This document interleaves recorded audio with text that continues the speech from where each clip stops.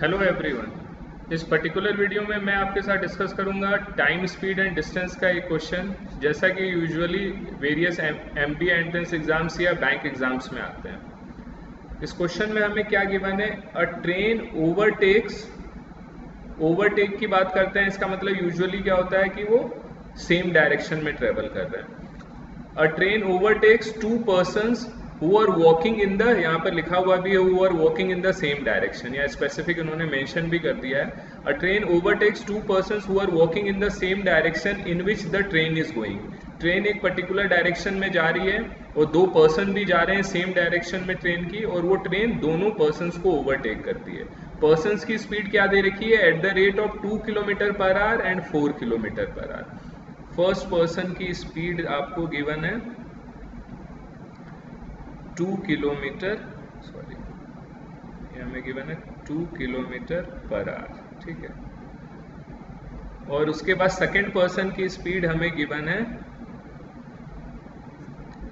4 kilometre per hour and passes them completely in 9 seconds and 10 second. First person को पास करने में train को कितना टाइम लगता है, 9 सेकेंड,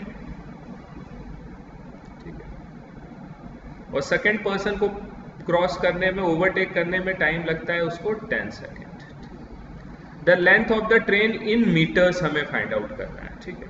तो मैंने लेंथ ऑफ द ट्रेन को मान लिया L metres length of the train है। आपको ये भी गिवन नहीं है कि ट्रेन की स्पीड क्या है। ट्रेन की स्पीड से मैं मान लेता हूँ S मीटर पर सेकेंड। देखो सब कुछ आपको ये मीटर्स में फाइंड आउट करना है। ये भी आपको टाइम 9 सेकेंड गिवन है, ये 10 सेकेंड गिवन है। तो S को भी, जो मैं ट्रेन की स्पीड S है उसको मैं मान लेता हूँ S मीटर पर सेकेंड। ये ट्रेन की स्पीड हो गई, ठीक। ट्रेन की लेंथ मैंने L मीटर्स मान लिया, स्पीड मैंने S मीटर पर सेकेंड मान लिया, ठीक। अब ये जो स्पीड गिवन है फर्स्ट पर्सन की और सेकेंड पर्सन की, इसको भी मैं मीटर पर सेकेंड में कन्वर्ट कर लूंगा। तो 2 किलोमीटर पर आवर, आपको पता है किलोमीटर पर आवर को मीटर पर सेकेंड में कन्वर्ट करने के लिए हम किस फैक्टर से मल्टीप्लाई करते हैं, 5/18। तो हमारे पास यहाँ से क्या आ गया, 5/9 मीटर पर सेकेंड, ठीक। उसी तरह सिमिलरली अगर आप देखोगे सेकेंड पर्सन की स्पीड मीटर पर सेकेंड में क्या होगी, 4 multiplied by 5/18, 2 9, that is 10 metre per second. ये 5/18 का फैक्टर कैसे आया है, किलोमीटर को अगर आप मीटर में कन्वर्ट करोगे तो मल्टीप्लाइड बाय 1000, आर को अगर सेकंड में कन्वर्ट करोगे तो 60 इंटू 60। तो अगर इसको सिंप्लीफाई करोगे 2 5 सा 3 सा, तो ये 5/18 का फैक्टर आ जाता है। तो आपको हमेशा ध्यान रखना है, जब भी किलोमीटर को हमें मीटर पर सेकेंड में कन्वर्ट करना है तो हमें 5/18 से मल्टीप्लाई करना है, और अगर हमें मीटर पर सेकेंड को किलोमीटर पर आवर में कन्वर्ट करना है तो 18/5 के फैक्टर से हमें मल्टीप्लाई करना है, ठीक है। यहां तक ये आ गया।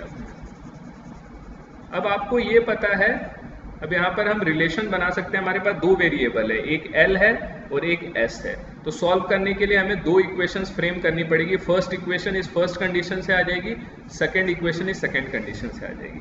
देखो टाइम का क्या फॉर्मूला होता है, time is equals to distance by speed. ये हम सभी को पता है, टाइम हम ऐसे कैलकुलेट करते हैं, ठीक है।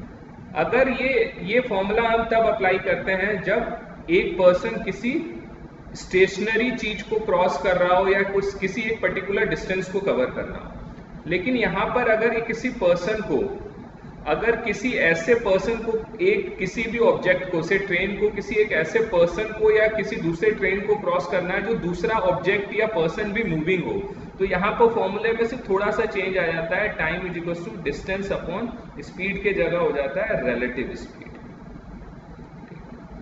अगर जिस ऑब्जेक्ट को क्रॉस कर रहे हैं वो स्टेशनरी है, तब तो टाइम का फॉर्मूला होता है डिस्टेंस अपॉन स्पीड। जिस ऑब्जेक्ट को क्रॉस कर रहे हैं वो भी मूविंग है, जैसे इस पर्टिकुलर केस में वो पर्सन मूविंग है जिसको क्रॉस कर रहे हैं, तो फॉर्मूला क्या हो जाता है, distance upon relative speed. Relative का वर्ड का क्या मतलब होता है, रिलेटिव स्पीड का ये मतलब होता है कि वो ऐसी स्पीड, अगर मैं दूसरे पर्सन को स्टेशनरी एज्यूम कर लूं तो हमें इफेक्टिव स्पीड क्या हमें लेना है, वो रिलेटिव स्पीड कहलाती है। तो अगर आपको पता है अगर दो चीजें सेम डायरेक्शन में मूव करती हैं तो रिलेटिव स्पीड का ये मतलब होता है कि उनके स्पीड का डिफरेंस ले लो, और अगर ऑपोजिट डायरेक्शन में मूव करती है तो इसका मतलब ये होता है रिलेटिव स्पीड का कि उनके डिस्टेंस, उनके स्पीड को ऐड कर दो। तो इस पर्टिकुलर केस में अगर मैं फर्स्ट केस में बात करूं ठीक है। तो अगर ट्रेन की स्पीड है s मीटर पर सेकेंड और वो क्रॉस कर रही है एक ऐसे पर्सन की जिसकी स्पीड है 2 मीटर पर सेकेंड या 5/9 मीटर पर सेकेंड, तो ये मैं मान सकता हूं ट्रेन की स्पीड है s minus 5/9 metre per second है, ऐसा मैं मान सकता हूं। और मैं दूसरे पर्सन को, जिस पर्सन को ओवरटेक कर रहा है उसको स्टेशनरी एज्यूम कर सकता हूं।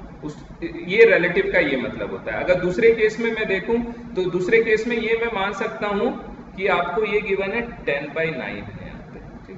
तो आपको ये गिवन है कि दूसरे पर्सन की स्पीड 10/9 है, तो आप ये मान सकते हो s minus 10/9 metre per second ये ट्रेन की स्पीड है और पर्सन स्टेशनरी है। ये रिलेटिव स्पीड का कॉन्सेप्ट है। फर्स्ट केस में स्पीड आप ट्रेन की मान लो s माइनस 5/9 और पर्सन को स्टेशनरी कर दो। दूसरे केस में आप स्पीड मान लो ट्रेन की s माइनस 10/9 और पर्सन को स्टेशनरी कर दो, ठीक है। ये रिलेटिव स्पीड का ये मतलब हो गया। अब नेक्स्ट आते हैं, एक ट्रेन को किसी एक पर्सन को क्रॉस करना है तो उसको डिस्टेंस कितना ट्रेवल करना पड़ेगा। इसमें मैं पर्सन की जो विड्थ है उसको हम नेग्लिजिबल मानते हैं, तो उसको डिस्टेंस कितना कवर करना पड़ेगा। अगर पर्सन को मैंने स्टेशनरी कर दिया या रिलेटिव स्पीड अप्लाई करके, तो उसको डिस्टेंस ट्रेवल करना पड़ेगा लेंथ ऑफ द ट्रेन। अगर एक ट्रेन को एक स्टेशनरी पर्सन को क्रॉस करना है तो डिस्टेंस ट्रेवल करना पड़ेगा लेंथ ऑफ द, जो ट्रेन की लेंथ है उसको क्रॉस करना पड़ेगा। अगर से ऐसा गिवन होता एक ट्रेन को एक प्लेटफॉर्म को क्रॉस करना है तब उसको डिस्टेंस कितना ट्रेवल करना होता, उस केस में हम क्या लेते हैं, distance will be length of the train plus length of the platform.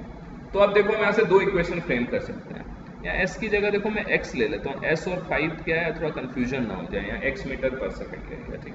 तो अगर आप फर्स्ट इक्वेशन फ्रेम करोगे तो क्या हो जाएगा, टाइम आपको क्या गिवन है फर्स्ट केस में 9 सेकेंड, तो 9 सेकेंड्स इक्वल्स टू डिस्टेंस क्या है, डिस्टेंस अपॉन रिलेटिव स्पीड लेना है, डिस्टेंस क्या, length of the train that is l metres, divided by speed. तो रिलेटिव स्पीड क्या हो जाएगी, ट्रेन की स्पीड माइनस 5/9। ये हमारा फर्स्ट रिलेशन बन जाएगा। इसमें आपको हमेशा यूनिट का ध्यान रखना है। हम आपको या तो सभी को किलोमीटर पर आवर में लेना है, स्पीड किलोमीटर पर आवर में ले लो, डिस्टेंस किलोमीटर में ले लो, टाइम आवर्स में ले लो, या फिर लेंथ डिस्टेंस को आप मीटर्स में ले लो, स्पीड को मीटर पर सेकंड में ले लो और टाइम को सेकंड में ले लो। तो उसका मैंने ध्यान रखते हुए ये इक्वेशन फ्रेम की है। तो इससे अगर आप क्रॉस मल्टीप्लाई करोगे तो हमारे पास आ गया 9x माइनस 5 इक्वल्स टू 10। ये हमारे पास फर्स्ट इक्वेशन आ गया, ठीक। सिमिलरली अगर आप सेकेंड केस में अगर आप देखोगे उसमें हमारे पास क्या इक्वेशन आ जाएगी, टाइम क्या गिवन है इस केस में 10 सेकेंड्स, ठीक है। Time is equals to distance upon relative speed, distance l metres हो गया, रिलेटिव स्पीड इस केस में क्या हो जाएगी, x माइनस 10/9 हो जाएगा। क्रॉस मल्टीप्लाई करेंगे तो 10x minus 100/9 is equals to l हो जाएगा। ये मेरे पास सेकेंड इक्वेशन है। इन दोनों को सॉल्व करके मैं l की वैल्यू निकाल सकता हूँ। अब सेकेंड देखो, फर्स्ट इक्वेशन को तो मैंने 9 से इस इक्वेशन फर्स्ट इक्वेशन को तो मैंने 10 से मल्टीप्लाई कर दिया, ये फर्स्ट इक्वेशन हो गई, ये सेकेंड इक्वेशन हो गई।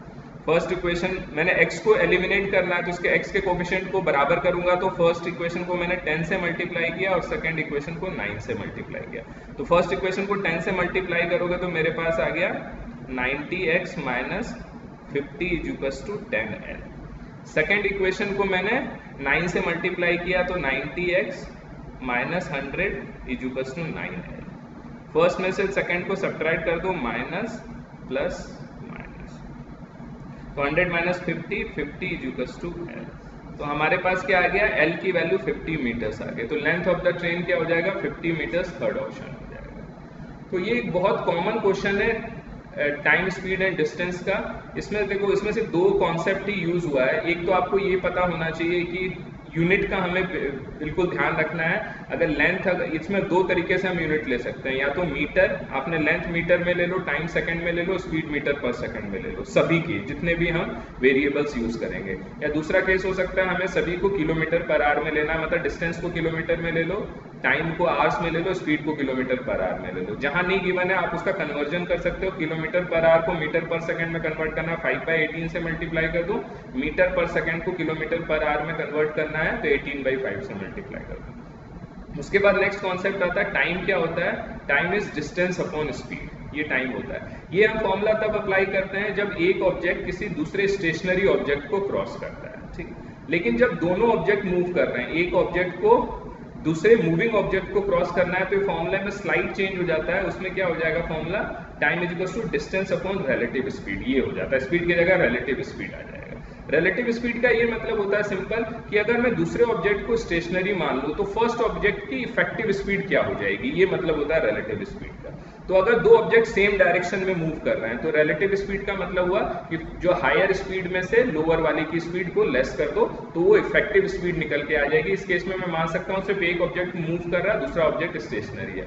और ऑपोजिट डायरेक्शन में अगर ऑब्जेक्ट्स आ रहे हैं तो रिलेटिव स्पीड क्या होता है, आप उनके स्पीड्स को ऐड कर दो।